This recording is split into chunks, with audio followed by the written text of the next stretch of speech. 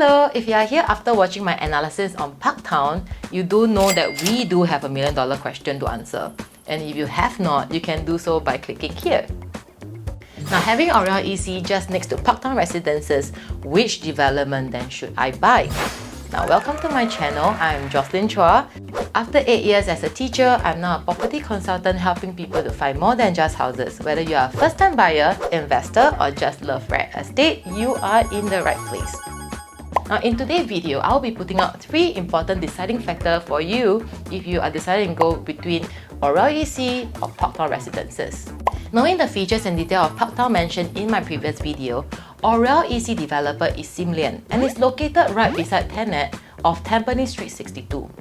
What we do know is that there will be 760 units with a mix of 3, 4 and 5 bedrooms.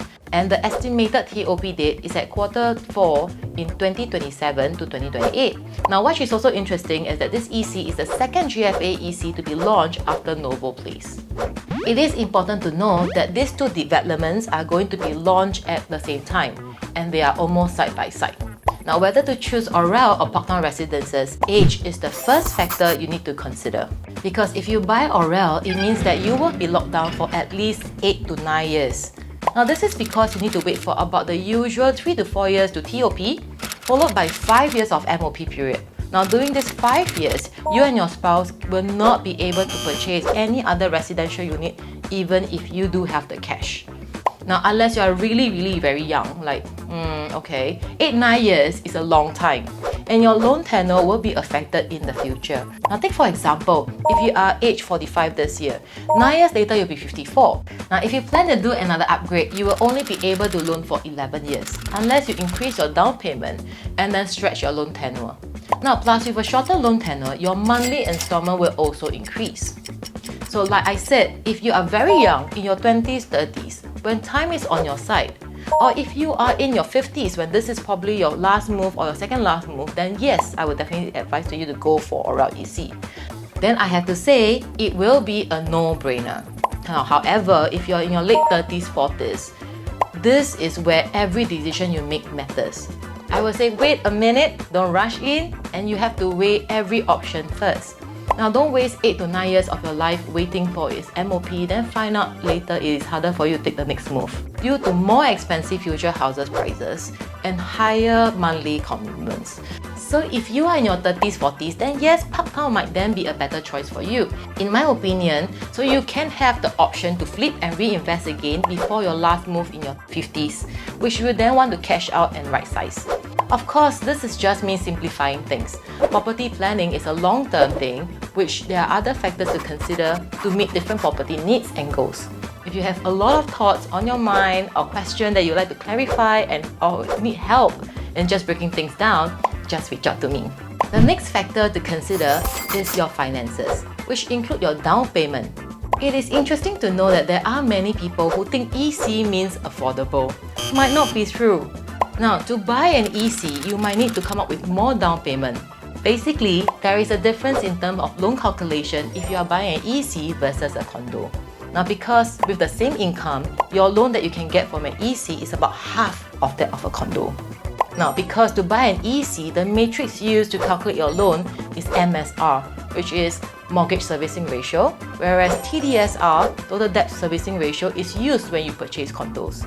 So to see the difference, let's say you and your spouse are 30 years old, earn 14K combined income per month. Now, with the loan of 879K, the rest has to be topped up in cash or CPF. This is why, although EC prices are tentatively lower than private condos, buyers might have to come up with more down payment if you are looking at purchasing an EC. So if you are looking to purchase Aurelle EC, it is important to check and do proper financial calculation to see if you have sufficient funds to go for it. Otherwise, you might face a situation whereby it is better to leverage on the TDSR and enter Parktown. To be honest, my clients who are looking to purchase an EC are mostly HDB upgraders. If you are in this category, please also take note of the 2 different payment schemes when you are purchasing an EC. They are the normal pay scheme and deferred payment scheme. Now, the calculation for both of them are once again different. Now, this will affect the amount that you need to pay upfront for the cash and CPF. If you haven't do up any financials, please do so, okay? You don't want to be in a situation, right, whereby you have to forfeit your deposit. Now, the third factor, do you have a place to move after you sell your HDB? Now, say if you are upgrading your HDB, congrats! You will also need to consider if you have a place to stay after selling your HDB. Now, if your answer is no and you don't want to rent, then Aurelle EC might be a better option for you because you can take the deferred payment scheme, stay in your HDB and sell upon key collection. Your overall budget is also very important. Now, let's just say you are single or small family looking for 1-2 bedder, then you have to go for Parktown because there is no 1-2 bedder at Aurelle. Now, if you have a big or growing family looking at least 3 bedder and you don't want to overstretch your budget and you are able to put in a higher down payment, then maybe Aurelle EC is a better choice. Yep, so in summary, if you qualify to purchase either Aurelle or Parktown, then your age, finances, your budget, and whether you have a place to move to will be the 3 guiding factors for you to consider whether Aurelle EC or Parktown residences will be better for you. All in all, this is why I think Aurelle is a no-brainer and sure to make money. Now, after the guiding factors, you are leaning towards more to Aurelle. The question here is it safe? Especially if you are looking to exit after MOP.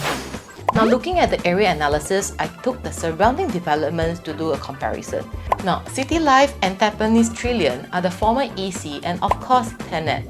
And can you see the highest PSF for City Life and Tampines Trillion is at 1,600 PSF, which is performing as well as the neighbouring condos. Now, if we look at the price trend chart, doesn't matter if you are EC or condo, you grow the same way, upwards. Let's look at the profit gained by the EC owners. They are insane. In City Life, there are 158 profitable transactions and 0 unprofitable ones. Now, looking at Tampines Trillion, which is older, there are a total of 266 profitable transactions and only 1 unprofitable transaction. In my Parktown analysis video, I have shared the example of having integrated mixed development beside an EC and how this EC has been performing super well. So being the second GFA harmonized EC and taking a reference from Novo Place, here is my gauge on the launch price of Aurelle. Now, Novo price break-even PSF is 1,289 and based on the price sold, it was priced at a margin of 17 to 36%. Now, using this as a reference for Aurelle EC, I'm estimating the PSF to be 1,550 onwards and if you're lucky, up to 1,700 each PSF. I hope you have enjoyed the video and find it useful to make a decision. Now, if you'd like to find out more on your personal situation, please feel free to reach out to me so that I can help you to give you a personalized advice. And if you like my content, don't forget to like, subscribe and comment below with your thoughts too. I would love to hear from you. And have a good discussion. Bye!